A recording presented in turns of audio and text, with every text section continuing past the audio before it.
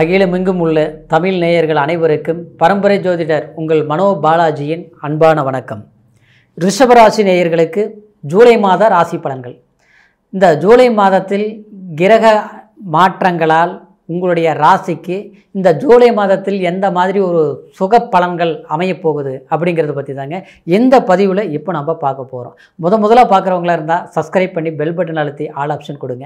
ரிஷபராசி நேயர்கள் அப்படின்னா சுக்கிரனுடைய ஆதிக்கத்தில் பிறந்தவங்க தான் ரிஷபராசி நேயர்கள்.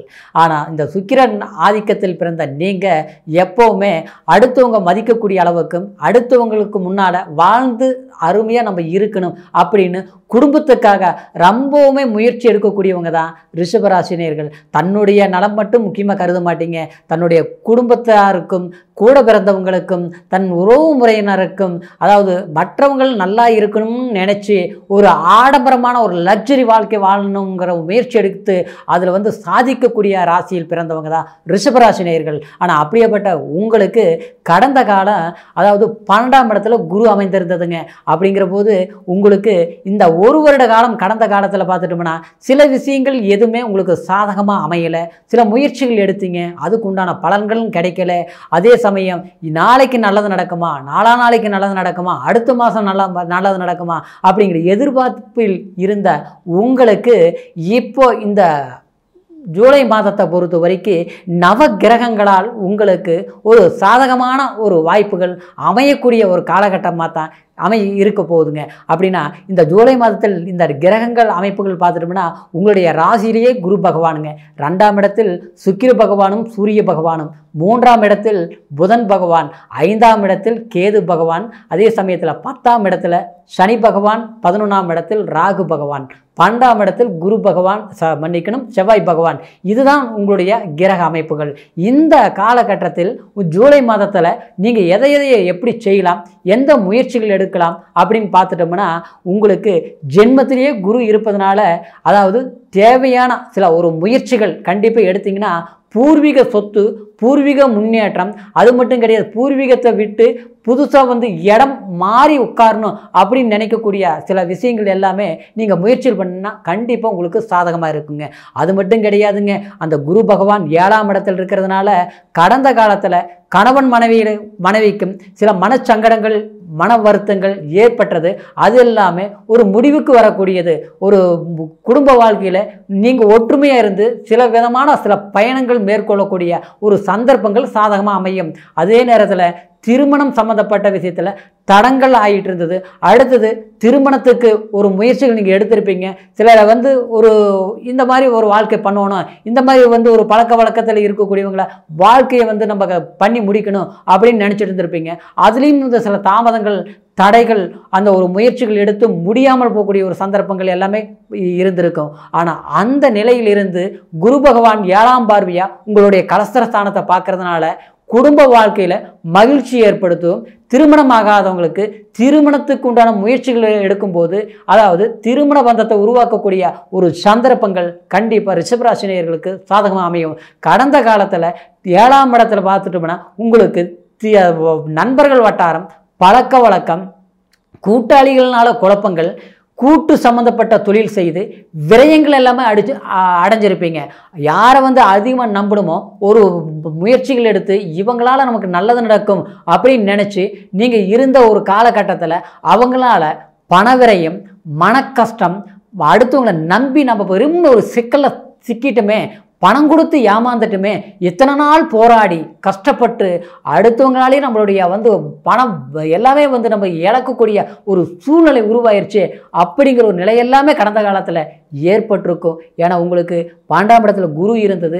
அந்த குரு உங்களுடைய கரெக்டாக அஸ்தமஸ்தானத்தில் இருக்கிற போது நமக்கு நன்மையை யார் நம்பினாலும் அந்த இடத்துல பிரச்சனைகள் எல்லாமே ஏற்பட்டு அதிலிருந்து அந்த மாற்றத்திலிருந்து மீண்டு வரக்கூடிய ஒரு காலகட்டம் தான் இந்த ஜூலை மாதம். அப்படின்றதுனால இந்த காலகட்டத்தில் ஒரு புதிய முயற்சிகள் எடுக்கும்போது தொழில் சார்ந்த விஷயங்களும் உங்களுக்கு சாதகமாக இருக்கும். அந்நிய பழக்க வழக்கங்களும் மேன்மை கொடுக்கும். பெரியவங்களுடைய, அதாவது ஒரு நல்ல ஒரு செல்வந்தர்களால் ஒரு நன்மைகள் நடக்கக்கூடிய ஒரு சந்தர்ப்பங்கள் கண்டிப்பாக இந்த ஜூலை மாதத்தில் உங்களுக்கு கைகூடி வரும். குறிப்பாக சொல்லப்போனால் வெளியூர் பிரயாணங்களால் ரிஷபராசி நேயர்களுக்கு சாதகமான பலன்கள் ஏற்படும். ஏன்னா கடந்த காலத்தில் அலைச்சல் கொடுத்தது, மன உளைச்சல் கொடுத்தது, எங்கெங்கேயோ நம்ம வேலை செஞ்சோம், ஒரு இடத்துல நிரந்தரமாக வேலை செய்ய முடியல, சரியான வேலை அமையலை அப்படின்னு வருத்தப்பட்ட ரிஷபராசி நேயர்களுக்கு கண்டிப்பாக இந்த ஜூலை மாதத்தை பொறுத்த வரைக்கும் ஒரு வேலை வாய்ப்பில் ஒரு மன மகிழ்ச்சி கிடைக்கும்.